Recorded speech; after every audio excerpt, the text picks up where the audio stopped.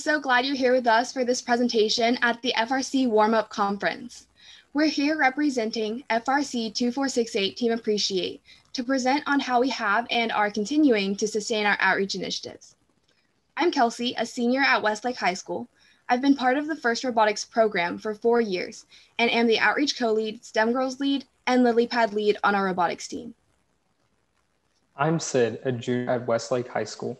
I have been a part of FIRST Robotics for 4 years, and I am in charge of managing the 2468 YouTube channel, photography and videography, as well as chairman's documentation for our team.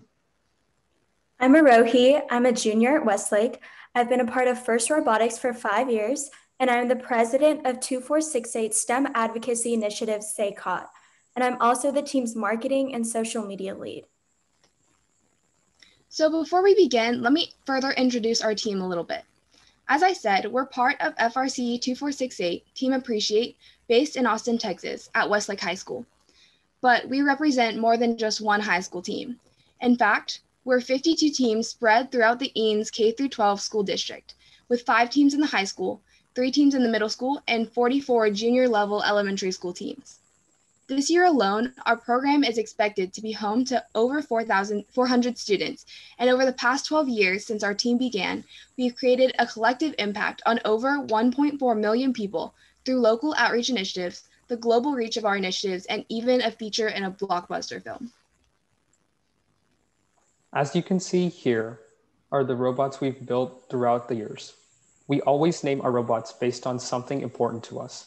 Last year, in honor of the first co-chair Woody Flowers, we named our competition robot Rose and our practice robot Maple. A fun fact about one of our robots is that in 2012, our team was approached by the makers of Transformers 4: Age of Extinction about using our robot Spud in their movie. Our robot ended up making an appearance shooting foam basketballs, and one of our team members talked about the first program in the DVD extras. But at Westlake Robotics, we are more than just a robot. We also work extensively with our local and global community. We do this through mentorship of other teams, science days at local elementary schools, as well as many other widespread initiatives that help to aim to spread STEM and engage our community. Our initiatives like Roblox and LilyPad aim to provide students in underserved communities with opportunities to develop an interest in STEM. Our advocacy initiatives, SACOT and First Signing Day, help us reach FIRST students from across the state. And through STEM Connect and Science Days, we can bring STEM to younger kids at our sponsors' locations and our district's elementary schools. And through mentorship and STEM Girls, we can further develop our pipeline of students through our district. Our local outreach initiatives have allowed us to reach people from across our state, nation, and globally. But COVID-19 caused us to have to significantly pivot how we ran not only our outreach, but our entire program. The impact of COVID came suddenly for us. We were halfway to our second competition in Amarillo when we received the news that the competition had been canceled, quickly followed by the cancellation of the rest of our season. We knew that the newer members on our team wouldn't have the same competition experience that the veterans had. So our immediate change of plans focused on sustaining our team's growth and impact through our initiatives. We moved all meetings online and began brainstorming how we could adapt each of our initiatives and training sessions to be virtual. Through this unusual time, the most important lesson we learned is adaptability to sustain our outreach this fall. Now we will share how we adapted to these new conditions. We will walk you through a few of our initiatives and actions we took to maintain the integrity of each one to continue reaching out to our community safely during COVID. In 2016, First Signing Day was created by our team to recognize first seniors for their dedication to robotics and STEM, and it was a way to celebrate them as they announced their post-high school plans. First Signing Day has become a nationwide social media movement where individual teams from across the nation host their own in-person signing celebrations, then use the official First Signing Day hashtag to share their celebration photos. We started off reaching about 30 individuals during during our initial year of this initiative in 2016. We talked about First Signing Day on a First Updates Now live stream in 2017, which helped us increase interest and recruit more members to participate. One of the main ways we spread the message of this initiative and recruited others to join us was by talking to teams in the stands and pits at robotics competitions, as well as through one of our other initiatives, Saycot's booth, that was set up at competitions. Through public events and many opportunities to inform others on this initiative, we were able to gradually develop a stronger strategy to invite more and more FTC and FRC teams to celebrate with us. Over the past 5 years, we obtained a sustainable method to recruit and engage the FIRST community in joining our mission to celebrate all FIRST seniors. So far, we've recognized over 2,000 seniors from more than 100 different FIRST robotics teams. These seniors have gone on to pursue a collegiate education in a variety of more than 70 universities, with many still staying connected to FIRST through the FIRST Alumni Network at their college. First Signing Day was going to be different though when COVID hit. As I said earlier, adaptability was a concept we had to quickly grasp onto once this pandemic began, especially during the planning of our annual First Signing Day celebration. In a short matter of time, we had to pivot from planning the usual in-person event to a completely virtual format because COVID-19 was not going to stop us from celebrating and recognizing our first seniors. This change was a blessing in disguise, since our team got to collaborate with FIRST headquarters and partnered with them for this year's First Signing Day event, which was live streamed to over 1,000 viewers on the FIRST Twitch channel. We had weekly meetings leading up to the event, during which our team members gained professional level experiences through working with FIRST professionals, MCs, and volunteers from across the country. We were able to take advantage of this opportunity to significantly leverage our initiative's growth, and this opportunity really helped us sustain our initiative during a year where in-person outreach was not possible. Many of you in the audience today may have heard about this event during its promotion or even participated in the virtual live stream this past May. First Signing Day 2020 was a significant achievement for our team, since it was the first successfully executed virtual adaptation to COVID. The process leading up to our First Signing Day event and the execution itself set the pace for the rest of our events to adapt to COVID. We got a hang on how to navigate our way through the pandemic and continue to have our outreach events in order to spread the overarching message of FIRST to all.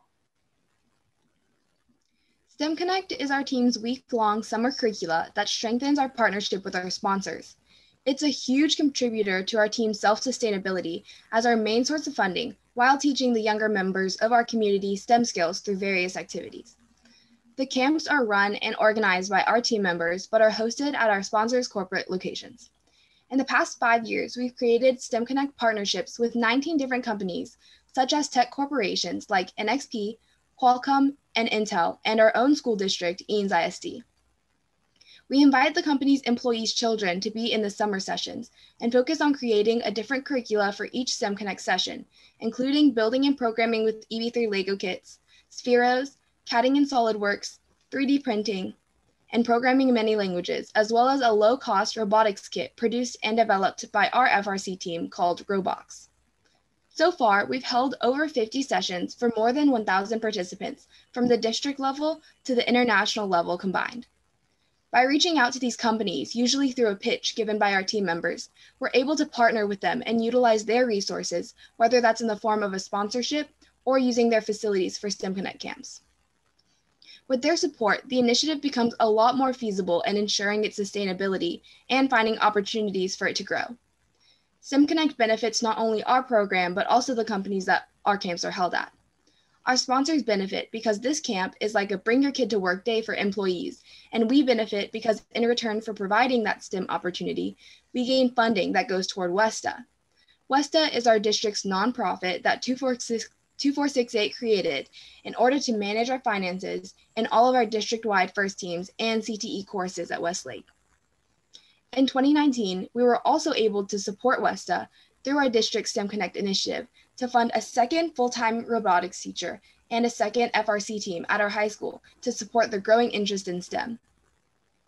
Since its inception, we have seen a significant impact both within our district and beyond that through camps held across the globe, furthering the message of FIRST and creating hands-on STEM opportunities for over 4,000 kids so far.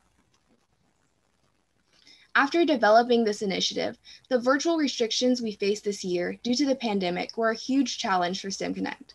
Because STEM Connect involves so much planning and coordination with our sponsors over the years, the quick change in going completely virtual and limited engagement with our sponsors took a toll on the amount of STEM Connect sessions we had this past summer. Although we did have a fewer camps this summer, we reconsidered our options and were able to slowly find a COVID-19 safe way to continue with STEM Connect. We turned to Zoom and held completely virtual camps for students in our district. We used the resources available to us and taught programming curricula with a focus on the coding challenges to continue engaging our attendees. Additionally, we used our team's network with the FTC program in our district to continue hosting a virtually adapted event.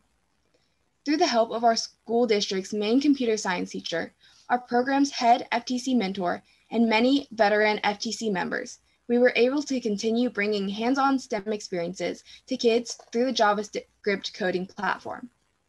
Our district's FTC teams assisted in the creation of the coding curricula, and we were able to capitalize on their knowledge with more simple programming from past competition challenges.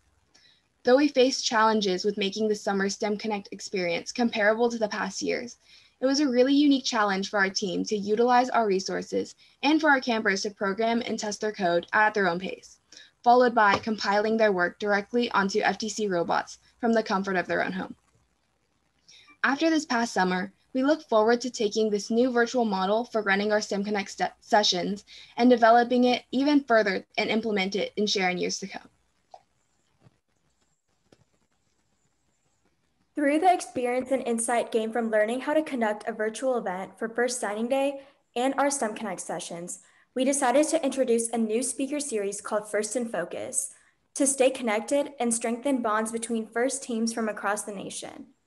The idea of First in Focus rooted from the cancellation of the World Championships. Usually at Worlds, teams would be able to give presentations on all sorts of topics, from CAD to outreach. But with the cancellation of Worlds about a month away from the event, we knew it would be difficult for teams to share their ideas with the rest of the FIRST community. To bridge the lack of Worlds presentations, we wanted to create a platform that could reach thousands and allow any team to present about various topics. Every week, we invite a new guest speaker, either STEM professionals or FIRST robotics teams, to present about any topic, ranging from technical to non-technical aspects of FIRST and robotics. After 8 presentations from the spring and 2 this fall, we've had a total of 2,100 views from the recorded live stream on our YouTube channel and live viewers combined. This initiative has given us an opportunity to train many team members, both rookie and veteran, on how to host a virtual live stream, which is the skill we knew we would need going forward. This virtual speaker series not only provides other teams and individuals with a platform to highlight their success and share their team's model, but it also gives access to numerous resources that other fellow FIRST teams can access and utilize. This recurring series of speakers that our team and many others got to learn from each week became a sustainable virtual initiative that we plan to continue going forward. Every year in the fall, we host our first STEM Girls event of this season. We host the event at our high school and do fun activities while the attendees eat Amy's ice cream. At this event, people in STEM, from elementary school students to industry professionals, have the chance to network and talk about their unique experiences in STEM. We begin with icebreakers to start conversations about our STEM experiences and interests. We then demo our FRC robot and highlight what our team does at the high school level. Finally, we give the young attendees a tour of our FTC and FRC shop and classroom so they can gain insight into a possible future in high school robotics. Our main goal with the ice cream social is to open doors for young girls and give them an opportunity to connect and network with not only the girls on our team, but also industry professionals and STEM teachers. We want to create a sense of community amongst them to show just how many people are like them, and also want to pursue a career in a STEM field. Hearing the professionals talk about their own unique story and their path to success through STEM enables the young attendees to learn from these real-life role models and see just how many career paths are available with a STEM education.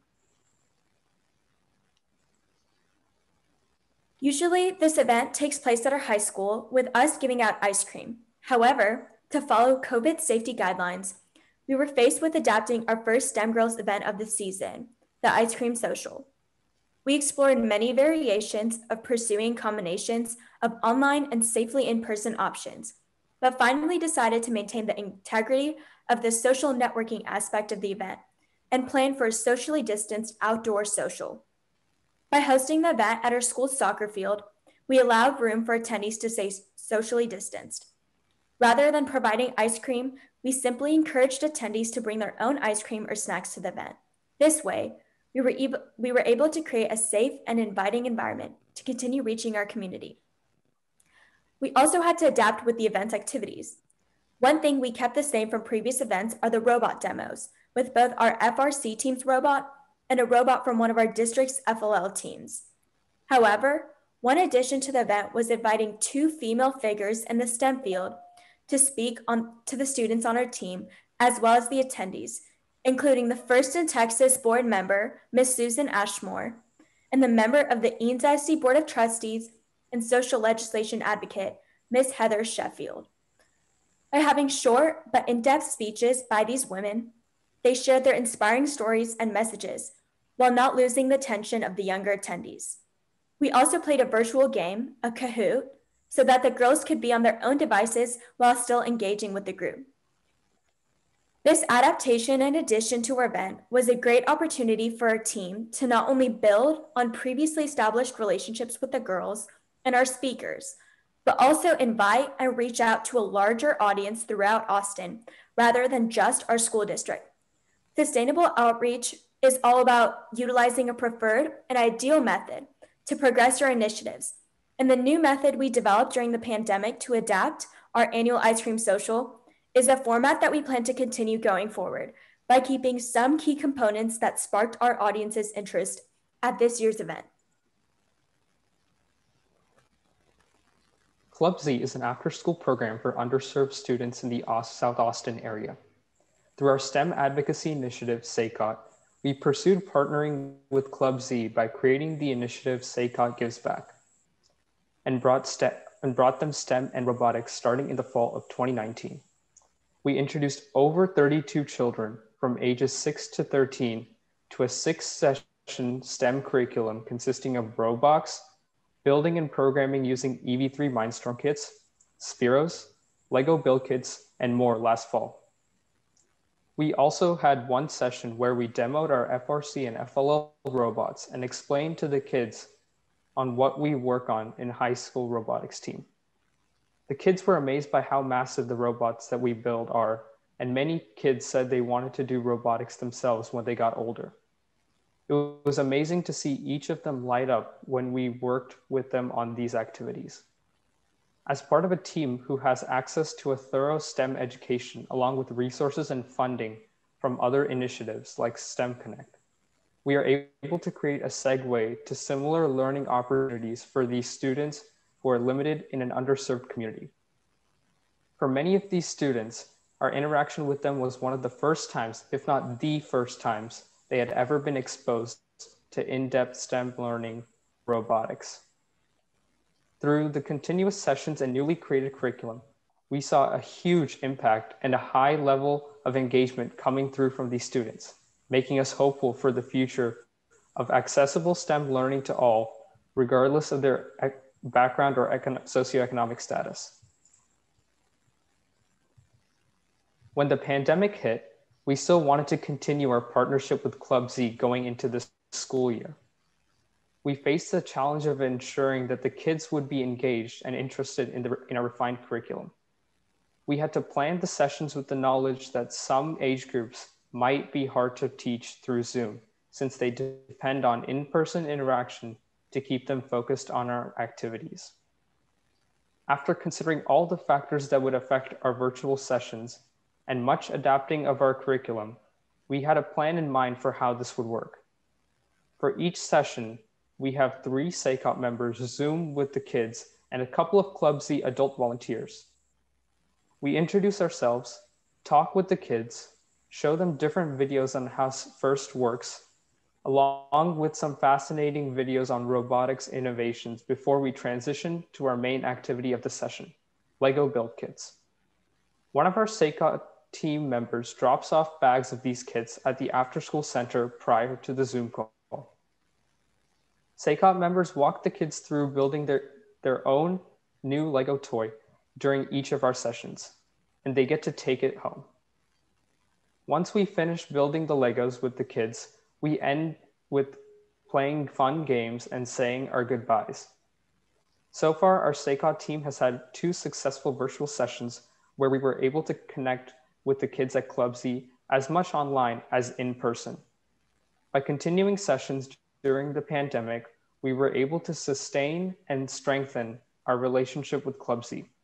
Now our team plans on continuing our partnership next year through virtual sessions and hopefully in-person ones too, once it is safe. In addition to volunteering at Clubsy through SACOT, we also created an Ask Me Anything series. SACOT has grown to be an organization with over 1,000 members. To engage with such a large audience virtually, we created the SACOT AMA series. This virtual series so far has been an amazing chance to strengthen our partnership with First Updates Now by utilizing their Twitch channel to reach a larger audience within the FIRST community. For each AMA, we invite guest speakers from significant figures in FIRST or professionals in the STEM field to answer questions. Leading up to the live stream, we set up 2 run-throughs and AV calls with the guests to make sure everything will run smoothly on the day of. We also heavily promote the event on our 3 SACOP media platforms, as well as Chief Delphi and our FRC Teams media to encourage anyone who is a SACOP member or follows us to submit questions through our website that will be answered live on the stream. In the 2 AMA sessions we've had so far, we have had Mr. Patrick Felty, the Executive Director and President of FIRST in Texas, as well as Jake Cooper, FRC 2468 alumni, entrepreneur, and NASA engineer, both be on the show.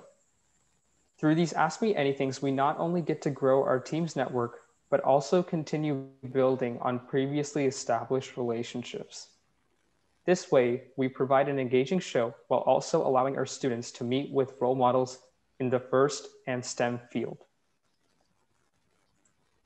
Our second annual STEM Girls event of the year is on MLK Day for 3rd to 8th graders, where the elementary school students get to program and modify EV3 Lego robots to complete simple tasks such as moving objects across a surface. They also get to learn how to program spheros, or little robotic spheres, to do similar challenges. Meanwhile, we have the middle school students split up into groups of 2 to 3, where they build the base or chassis of an FTC robot. They then build mechanisms for their robot to compete in a given challenge. MLK Day helps our attendees see what being part of a FIRST robotics team could be like and encourages them to join an FTC team in middle school or high school. As an event fully organized and run by the girls on our robotics team, we're able to introduce the young girls to females in the industry successfully pursuing STEM. This is a critical initiative towards supporting our team's pipeline of students into the STEM course curriculum in school and sustaining the participation of females throughout our district's FLL Junior and FLL teams. The main goal of MLK Day workshops are to give the girls a hands-on opportunity and the freedom to simultaneously learn hard skills as well as develop their soft skills. One of the most important parts of this whole event is to inspire the girls for the future. During the event, we show them what they could get involved in at their age with these activities and encourage them to join their school's robotics team or create one. As we look for ways to do a virtual MLK Day, we ran into several issues. MLK Day has always been very dependent on in-person interactions and the inclusive learning environment that we create. When I attended MLK Day before I joined the robotics program, the most impactful part of the experience was seeing so many females in one place who are all interested in STEM and understand that there are many more people like me in the STEM field. This understanding that there are many more people like me, we can still accomplish online, but not to the same extent or with the formality of the event and amount of learning we could foster. Because the girls wouldn't be getting the full learning experience and networking time from a virtual reinvention of the event we usually host, we had to find a new way to sustain this initiative and pivoted to developing a new addition to the initiative this year. To help us continue with the mission of giving hands-on opportunities to young girls in our community, we turned to collaborating with FRC teams across Texas and even possibly the nation. This way, we can share resources and ideas while strengthening our relationships with teams, even through the pandemic. With that in mind, we want to have a series of events this spring rather than our usual single event so we can maintain the networking aspect and allow attendees to develop connections with other women at the event over the course of a few weeks. We're still working out the details of this event, but we'll post more information on our team's social media platforms soon. So now that we've shared how we sustain many of our outreach initiatives, and before we get to our last pieces of advice for sustainable outreach, here are a few key components that we notice support our outreach initiatives over time.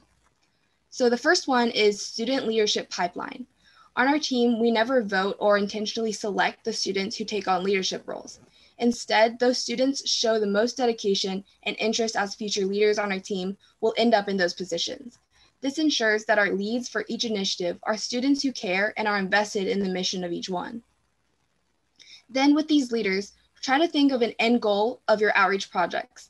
Do you want to make them a national impact? Do you want to collaborate with other teams? And how do you imagine your team will organize the event or conference?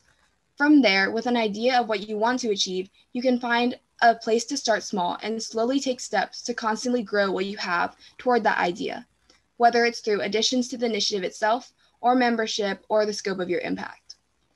Lastly, try to get your whole team involved. Outreach is definitely a full team responsibility. Whether the outreach roles on your team are distributed throughout your members or you have a specific outreach team, make sure to engage all of your team members in your initiatives. So although not everyone has to help organize the event, it makes sustainability a lot more successful when it's students with your mission and knowledge to be more involved in running or volunteering at them. Now we would like to share some general tips for sustainable outreach.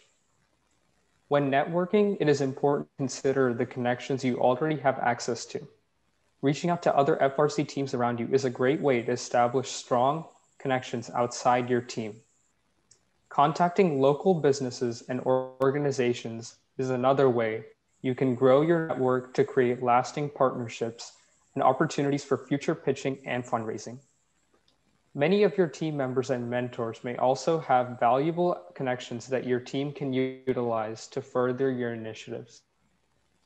Always look for new opportunities to grow your initiatives.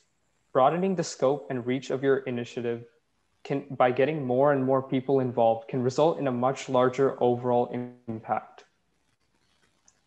Also, when starting a new initiative, just go for it. You have to try something before you can see any results. Once you have your foundation built, you can continue to improve upon it as you grow and sustain your initiative. Lastly, remember that an initiative is never complete. Always look towards growing it and making a broader impact. Learn to have a never be satisfied mentality when you're looking to create sustainable outreach. Feel free to reach out to us through any of our socials or emails shown on the screen if you have any other questions. You can also learn more about our team and initiatives through our website, frc2468.org. Thank you so much to Cerbotics for allowing us to present, and thank you to all of you for listening to our presentation.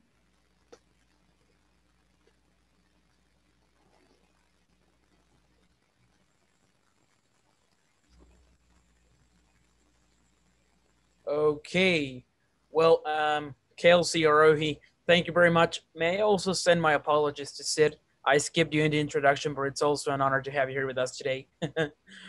So, well, guys, we've got some questions from the public. I don't know if you're ready. I can read them out to you. Yep, go ahead.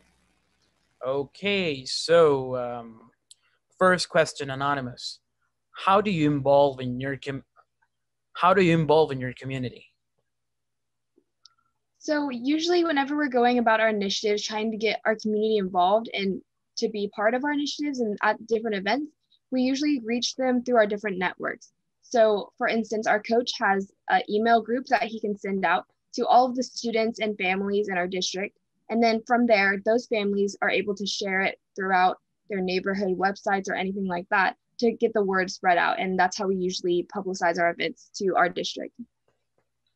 Awesome. You were also talking about how you faced this pandemic and how you tried to get over them. So, well, here's another question from Gibran that says, what is the biggest challenge you have faced during the pandemic in the development of your projects? I think that one big challenge that we faced during the pandemic was sustaining our team culture and training our newer members, because they didn't get the same experience that us veteran members have. So like not having those in-person meetings and trainings and like spending time in the shop and classroom to like train each other and get to know each other more as a team and developing that culture. That's definitely been a big challenge throughout the pandemic. But now that we're like getting more used to this whole online and like virtual thing, we're finding new ways to overcome that challenge. You're right. We're all trying to get used to this new way of working together and participating in the FRC challenge. It's been quite a challenge for all of us. You've been so brave and you've shown the good way to do it. So we get another question from an anonymous attendee. Where does the idea of start a new project comes from to you? Yeah, so more recently, one of our new initiatives this past year was part of SACOT with the AMAs. And that idea, for instance, came from, we were just evaluating different aspects of our initiative. And one main important key goal is to always be engaging with our membership, since that's something that we were so heavily trying to grow in the past years. So we didn't want to lose that engagement. So from there, we used that idea and thought about how we could still engage them in something that we do. And the best option that we found was to have something virtual that engages them, answers their questions, or we can live stream something. We were thinking having guest speakers so that way they could ask their questions, we could answer them for them, and it could be a regular interaction and engagement with our members. Okay, so well, there's another question. How do you get your team, all your team members, fully involved in the projects?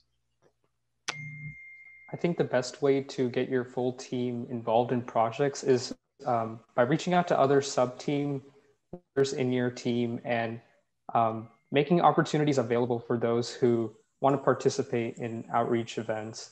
And I think that's the best way to get your whole team involved. Okay.